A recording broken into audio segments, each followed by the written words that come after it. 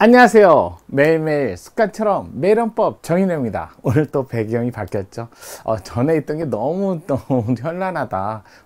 이렇게 눈에 잘 안 들어온다. 이런 말씀도 있고, 또 자꾸 제 얼굴이 너무 확 그런 것보다는 은은하게 이렇게 비치는 게 낫겠다 싶어 갖고 좀 바꿨어요. 너무 이제 부담이 되지 않으시겠다라는 생각 듭니다. 죄송합니다. 여러분의 반영을 언제든지 받아드리겠습니다. 자, 오늘도 5월 26일 월요일입니다. 한 주를 시작하는 하루 월요일이에요. 심차게 오늘이 잘 가야 또 일주일이 쭉 가죠. 오늘 또 기분차게 저랑 같이 하시는 거 정말 반갑고 감사드립니다. 오늘 문제는 25년 국회집 8급 문제예요. 집회자유, 정말 현대 와서는 가장 중요한 기본권 아닐까 싶습니다. 요즘에 대선이다 뭐다 해갖고 각종 집회 같은 게 자유롭지 못하죠. 아무래도 대선 선거운동 방법으로는 집회를 사용할 수 없습니다. 그게 옛날에는 제가 대학 다닐 때는 그랬어요. 여의도 광장에 100만 군중 이렇게 모집 이렇게 갖고 그런 식으로 갖고 자신의 그 어떠한 그 지지율을 보이기식으로, 그게 정말 지지율인지 아니면 금권 선거인지 많은 이제 비판이 많아가지고 지금 선거운동의 방법으로 집회라는 방법을 쓸 수는 없어요. 그러니까 많은 사람이 다니는 길에 찾아가서 직접 자신의 정견이라든지 자신의 무슨 생각을 가지고 있는지 발표를 해야죠.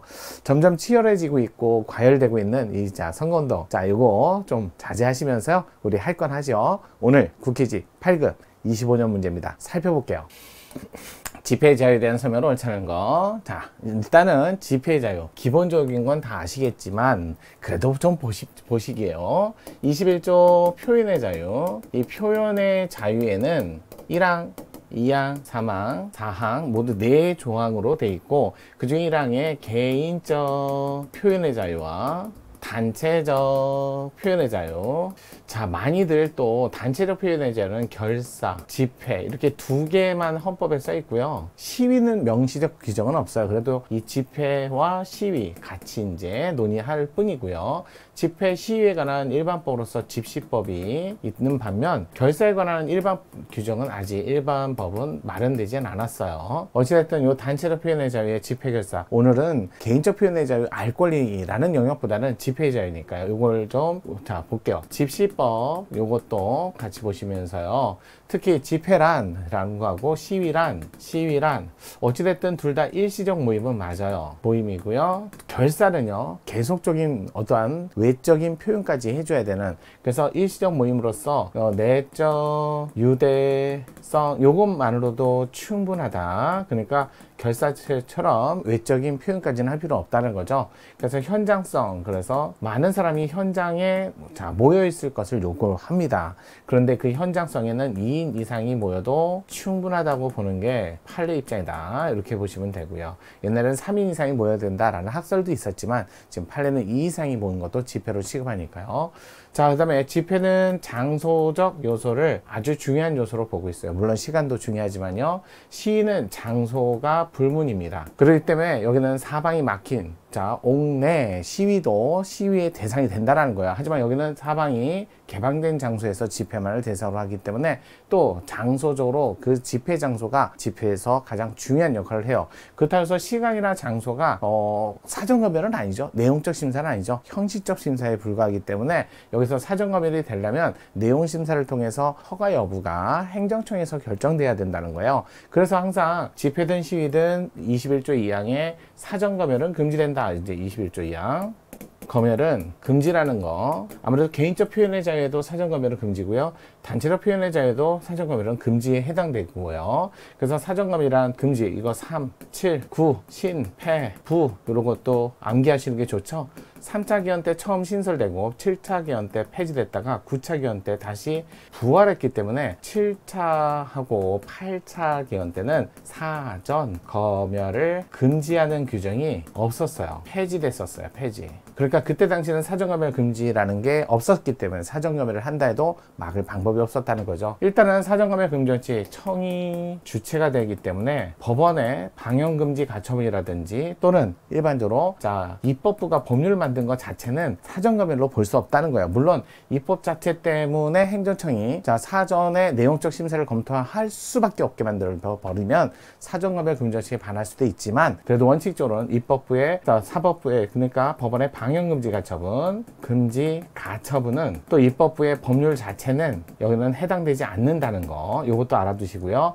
또 사전에 제출 의무를 사전에 제출 의무예요. 그래서 다만 납본 제도라고 해서 사후 제도니까 이건 납본은 사후의 대상을 제출 의무를 부과하는 거니까 이거는 대상이 아니다. 또 내용 심사를 통해서 그러다 보니까 형식, 심사인 시간, 장소, 안전성 이런 것들은 사전검열에 해당되지 않습니다. 마지막 강제 절차를 통해 강제 수단이 마련되어 있어야죠. 이 모두를 갖춰야 사전검열이고요. 여러분 또 요건 조심하셔야 돼요. 사전검열 금지 원칙에 해당되는 사전검열이 되려면 예외적으로 허가하는 방법이 행정처에서 결정돼야 되니까 예외적으로 허가가 돼야 돼요. 자, 인천의 마당, 잔디마당 사건에서는 전면적으로 금지예요. 그러면 예외적으로 허가되는 사안이 없는데 허가제라고 한다? 말이 안 되죠. 그래서 인천의 잔디마당 뜰 사건에서는 예외적으로 허용되는 경우가 없기 때문에 거기는 사전검열 금지 원칙을 더 이상 논의할 필요가 없습니다. 사전검열 허가가 없어요. 아니 허가가 돼야 뭘 허가제라고 하죠. 전면적으로 금지인데 무슨 허가예요. 예외적으로 청의 결정에 따라서 허가 여부가 결정돼야만 허가제란 말을 쓴다는 것도 알아두세요. 이게 본질적으로 이런 것들을 놓치고 넘어갈 때가 많아요. 인천의 마당 뜰 사건에서는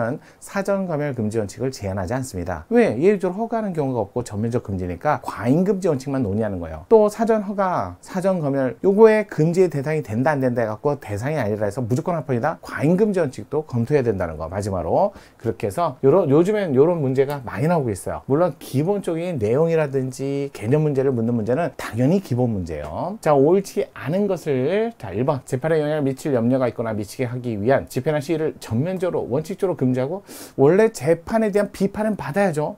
재판이 공정성을 갖기 위해서는 아무도 관여를 못하게 하는 건 맞지만 그래도 어느 정도의 비판을 받아들이면서 그 비판에 따라서 조금 더 경각심을 갖고 공정성을 갖게 만드는 거니까 비판을 전면적으로 금지한다는 건 안 되는 거예요. 따라서 재판에 영향을 미칠 염려가 있다는 이유로 무조건 법원 100m 이내에는 전면적으로 집회를 금지한다. 그래서 예외적으로 집회를 허용하는 경우가 없어서 헌법으로치 결정 받았잖아요. 이를 위반한 자를 형사처벌하는 법률 조항은 법관의 직무상 독립을 보호하고 사법 적용의 공정성과 독립성을 확보하기 위한 적합한 수단이다. 정당성은 있어도 적합한 수단이 안 됐죠. 이것도 알아두시면 좋은 판례 문제였습니다. 1번이 정답이었어요. 왜 적합성 원칙에 반한 판례 32주 변변이 있는데 거기에 변변하지 못해서 재판당했다. 이렇게 하고 외워주시면 좋아요.